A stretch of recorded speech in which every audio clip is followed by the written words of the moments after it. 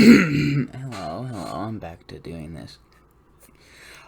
So, last episode of Big Brother Australia 2022, I was willing to excuse it, because it was a 1 day eviction, they had to get things done fast. However, this episode, they had 3 days. And now, you might be asking, what the fuck am I willing to excuse? Well, it's a strategic game, right? Now, I have never held Big Brother Australia to the standard of, any actual, game, because it's more, they make it very clear that nothing is fair. It's more of a show than a game. And it's like, whatever. But, at least try, mate. At least try to put 2 seconds of thought into this, because you have 3 days for each eviction. Okay, that's already pretty fast for Big Brother, but I'm not gonna get into that. I'm looking at the functionality of this. 3 days. What do? You sit on your asses and do nothing for 3 days. Then you have the challenge on the 3rd day, and instant nominations right after the challenge. They don't even get to fucking talk. And then you have an hour to talk about the vote. 3 days, and yet all the gameplay happens in 2 hours. Or less. Please explain that one to me. Please explain that one to me. That doesn't make any fucking sense. 3 days. Day 1, you have the challenge. Day 2, you have the nominations. Day 3, you have the vote and the eviction. It's not that fucking hard. This is just unexcusable. You put no fucking thought into this. That's the fun of a strategic Big Brother, is watching people sell their alliances out just to gain safety, or just try to strategize with the HOH. That's basically the winner of the nomination challenge. That's basically the HOH. But yeah, I get it. It's a good show. I'm not knocking the show in any way, because it's a damn good show. You have all the social game, all the show stuff, but then in the last 20 minutes of this hour and a half long fucking episode, you show all the strategy in at that last minute. You could weave all these elements in throughout the episode. And it could be a more strategic game. If you're gonna have a strategic game, you should fucking try.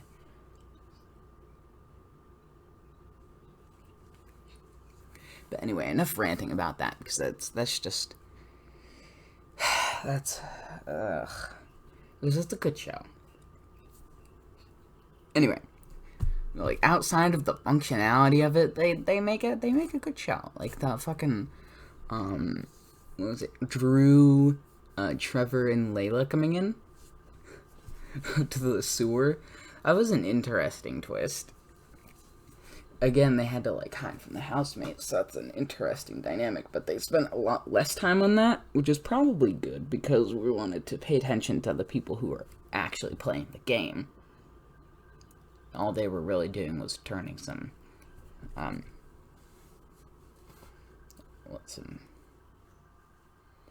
whatever the fuck they were turning, I don't know, wheel thingy. I feel really stupid for not remembering what it's called.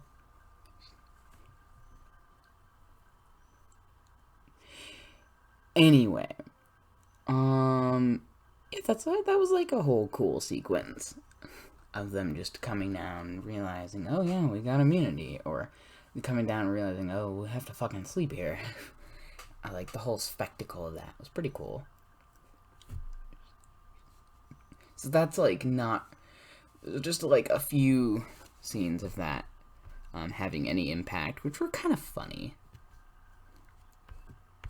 What else? Josh, I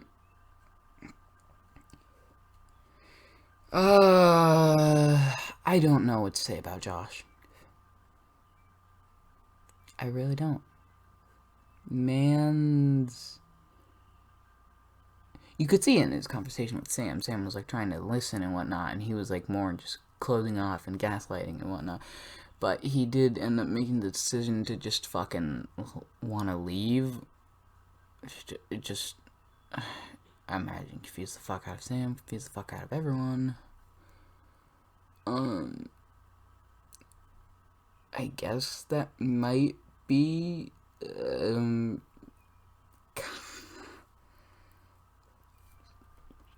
mean, he wouldn't have to do that if he wasn't, like, actively destroying their games by being a dipshit, but whatever.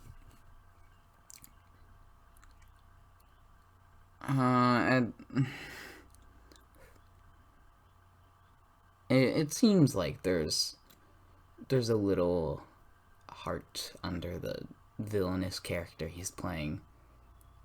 The whole wild card bullshit. That's gotta be like playing up a character. I mean, some of that's probably genuine, but anyway, so Tim, the just throwing Joel under the bus and pointing that out to everyone at the what does that even call? I'm not gonna call that tribal council because it reminds me of tribal council, and Sonya just like comes out and like asks everyone about the vote and whatnot. And it reminds me of tribal council, so I'm gonna call it that. So at tribal council, right? What if we say like living room council? Because it's not the living room. Something council. I don't know. House council. That would be cool. House council. So at house council, Tim just points out that Josh is the biggest weapon they have against Joel. And that turned some heads. Which, although it didn't necessarily work, I think it was... If Joel... It could work one of two ways. Either Joel wins the next challenge and Tim goes out the door, or Joel doesn't win the next challenge and Joel goes out the door. It's kind of like... Well, Tim might not go out the door, but he'll probably end up on the block. So we'll see what happens there. But it's definitely... I think a lot more people are going to be looking at Joel suspiciously. And if he doesn't win a challenge, he's probably going to end up on the block. Or, well, that depends who wins the challenge. He might not, because it might be better just to keep the challenge that around as a shield. I don't know, but a lot of people will be at least thinking about putting him on the block.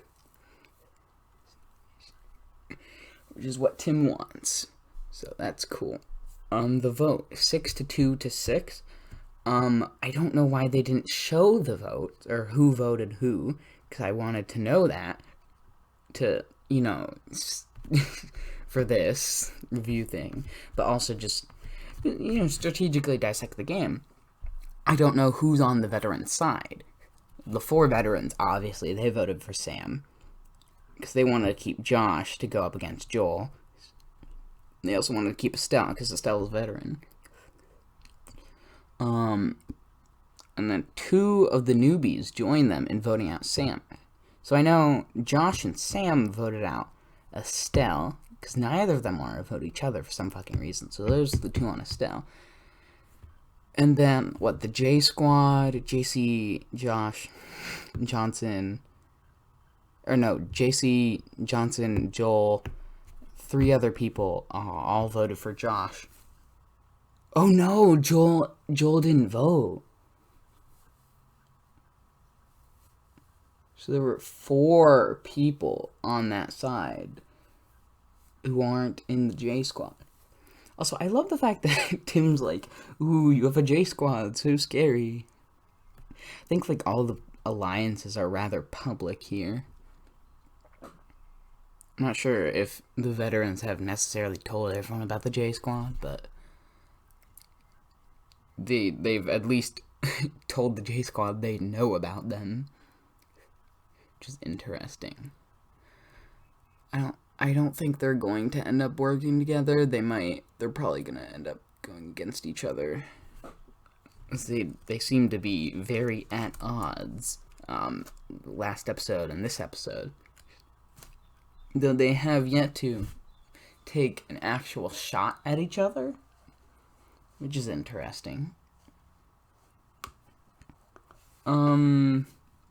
Like I predicted last episode, the J Squad just they just like got rid of Josh because Josh was being fucking weird and too chaotic. Can't wait for I want to say Drew and Trevor and Layla join and see how that shakes up the house. They don't have mainframe information, so they're at a real disadvantage. But that's going to really fuck over the newbies because they're going to go straight to the veteran side. So the veteran side is the 4 vets, 2 newbies, which is probably Lulu and someone else. I don't know who the other newbie is. I'm assuming Lulu is with the vets. Because I'm pretty sure Farmer Dave brought her in. Like, I'm pretty sure Dave was pretty good at bringing her in.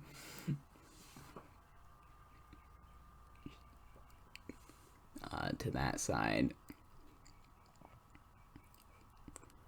I don't know who the other one is. I want to know because that kind of... But they're going to be adding 3 extra people to their side. Who the other person is, the other person might not actually be on their side. So it could be like an 8 to... What, there's 14 people in the house right now. They're going to be adding 3, so it's 17. So it could be like an 8 to 9, but it could be a 9 to 8. Depending upon if that other person is on their side or not. Sam is definitely not with the veterans anymore. But Sam is going to go over to be with Drew. So whether Drew ends up swapping over to the newbies or Sam swaps over to the veterans, I don't know. I think Drew would probably be more likely to swap over to the newbies. Just because the veterans just tried to get rid of Sam. I don't know if Tully is going to come next episode, or the episode after, because we haven't seen anything about Tully yet. But that'll be interesting. Probably episode 4, if we're being honest, because they have to have like an episode dedicated to Drew and Sam's romance or whatever. That's really fucking quick, though. Like, over the course of 3 days, like, come on. It's not even week 1, like they fucking said in the promos. Like, it's 3 days. 3 days.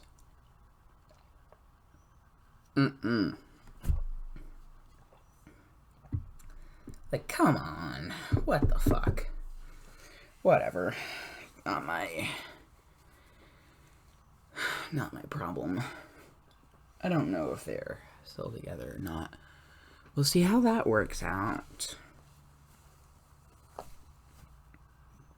We're not going to have 2 pairs of exes in the house at the same time, so that's thrown out the window.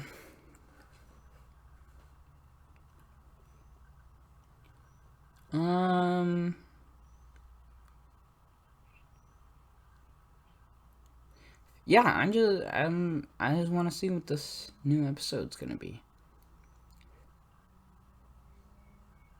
I watched this last episode like a couple days before doing this review, so it's not all in my head, so this probably isn't as in-depth as maybe others, but whatever. This is the...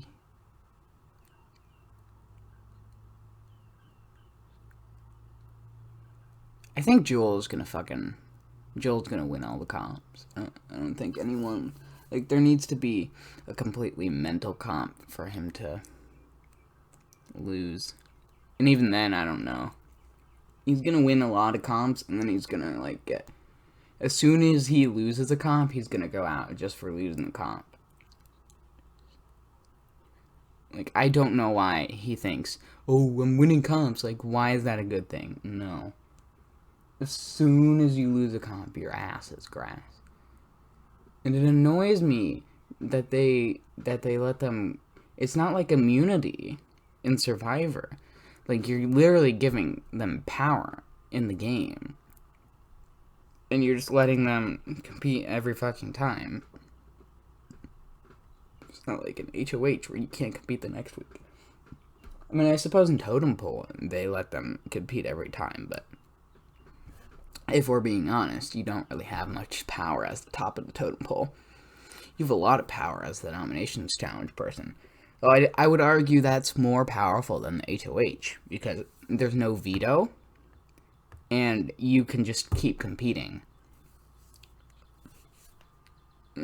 So, yeah. They said there was going to be some sort of safety competition and some sort of vote for a head of household. I have yet to see that. I don't know if that would make the format longer.